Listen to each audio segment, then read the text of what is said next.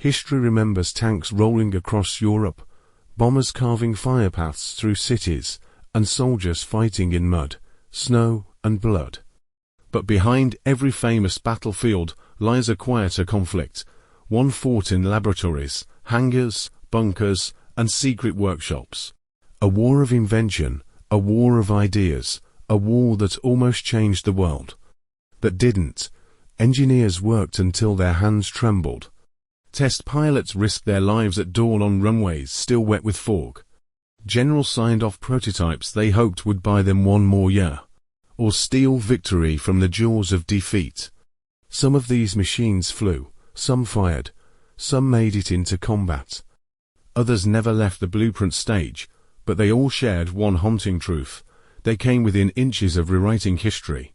This is the story of the machines that almost changed the outcome of the war. Not myths, not fantasies, but real, documented designs that stood on the edge of becoming legendary. Long before the Me-260 became famous, Germany secretly flew something far more advanced. The Heinkel He-280, the world's first operational jet fighter prototype. It was fast, stable at high speed, a generation ahead of the Allies. During test flights, Luftwaffe evaluators described the acceleration as unlike anything in the sky. In mock dogfights, the He-280 outmaneuvered top German prop fighters with ease. It could have dominated European skies in 1942, but politics killed it. Milchengring favored Messerschmitt, Heinkel was sidelined. And the aircraft that could have reshaped air combat never reached production.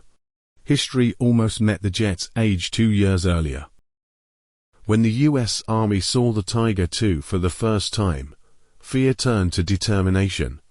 Engineers responded with a monster. The T-9 heavy tank, a 105mm cannon with extraordinary penetration. Armor thick enough to shrug off German high-velocity rounds. A fire control system so advanced that post-war tanks copied it.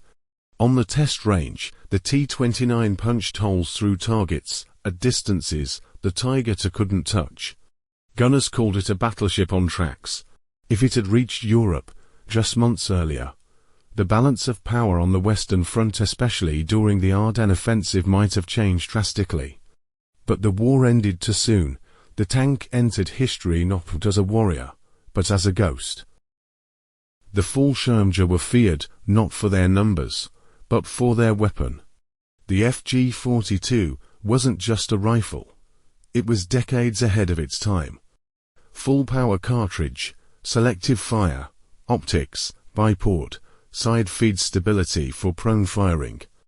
A gas system copied by later US rifles. But the real machine that almost changed history was the late-war FG-42 evolution, refined and perfected, but never mass-produced.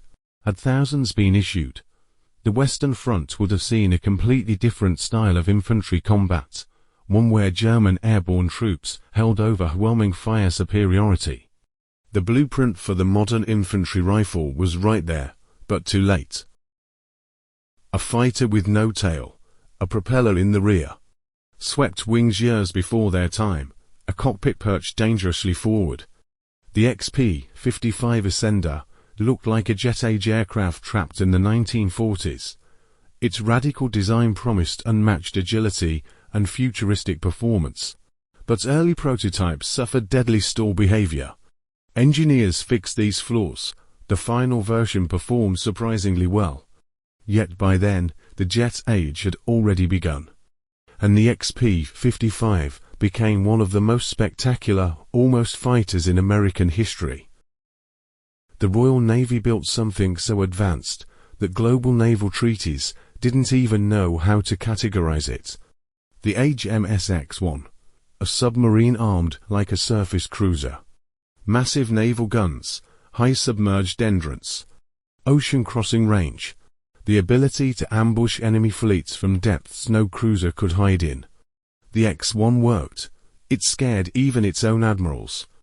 But it was politically dangerous. Too capable, too threatening, too ahead of its time.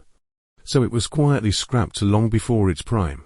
The world's first submarine cruiser faded before submarines became true capital ships. A tank with wings. It sounds absurd, but the Soviets actually built it. The Antonov A-40 was designed to glide into battle, detach its wings, and drive off at full speed behind enemy lines. During its only full test, it worked beautifully. The tank landed, shed its wings, and drove away ready for combat. But the Red Army had no bomber strong enough to tow it. Had a more powerful aircraft existed, the A-40 could have delivered armored shock troops deep behind German defenses, a nightmare for Wehrmacht logistics. One missing element turned a groundbreaking idea into an aviation footnote.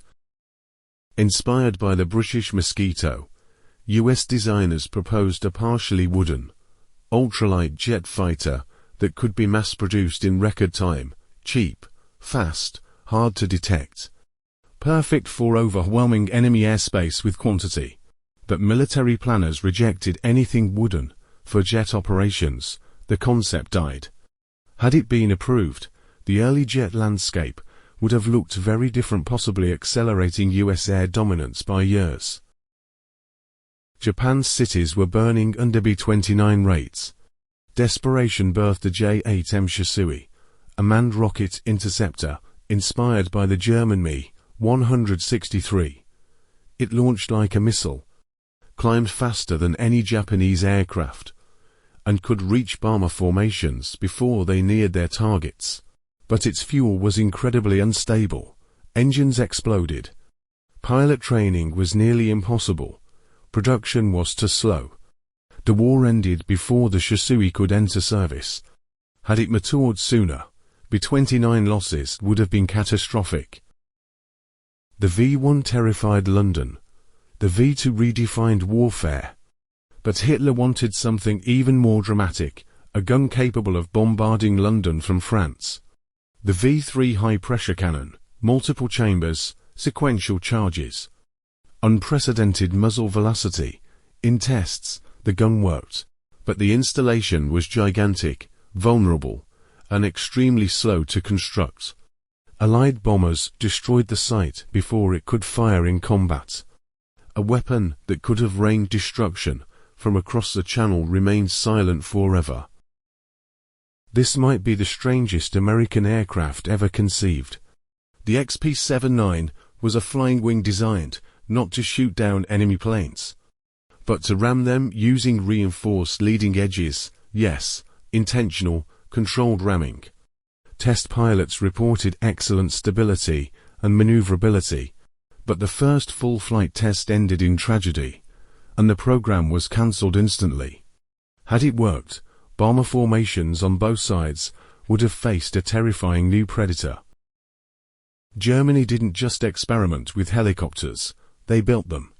The FL-280 to Calibri and FAR-223 Drake were fully functional years before other nations caught up. They hovered. They climbed mountains. They performed naval reconnaissance. They evacuated wounded soldiers. They tracked submarines. The technology worked brilliantly. But Allied bombing obliterated every factory capable of producing them. The world would wait another decade before helicopters became standard military tools. Germany had reached the future, but could not hold it. The Soviet response to German armor was often simple. If it's big, make it bigger. The KV-5 was the peak of that philosophy. A 100-ton fortress. A massive turret towering above the battlefield. Armor thick enough to defy nearly all German guns in 1942.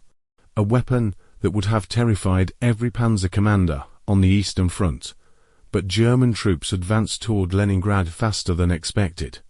Design bureaus were fragmented, factories evacuated. The KV-5 never left the drawing board. A titan that could have changed the tank war became another lost chapter. Designed to defend long-range bombers deep over enemy territory, the XF-85 Goblin was a tiny jet deployed from inside AB-36. It would drop out, fight off interceptors, and hook back into the bomber mid-air. The fighter worked, the bomber docking did not. Air turbulence made the maneuver nearly impossible. Pilots fought for their lives during tests. Eventually, aerial refueling technology killed the concept. But the Goblin proved something. The US was thinking about airborne ecosystems long before drones and loyal wingmen. A flying wing made of wood and carbon, low radar visibility, jet-powered, fast, long-range, deadly. The Harton Ho 229 was the world's first true stealth aircraft. Allied radar tests decades later proved its reduced detection profile. It could have bypassed Britain's defences and struck targets before fighters scrambled, but the war ended too soon. Factories were captured, parts seized, designers interrogated, and the aircraft became a blueprint for America's future stealth projects. Had it entered service, the air war over Europe might have looked frighteningly different. The Cold War brought new threats. American divisions needed mobile, self-contained air defense. The MIM-46 Mauler promised everything: automatic radar, self-guided missiles, rapid reaction, all on one armored vehicle. But the system was too ambitious, tracking failed, computers malfunctioned, missiles refused to cooperate, the program collapsed. The technology would eventually reappear decades later in systems that finally worked. But the Mauler itself remained a lesson in overreach. Wars are remembered for what happened, but they are also shaped by what almost happened.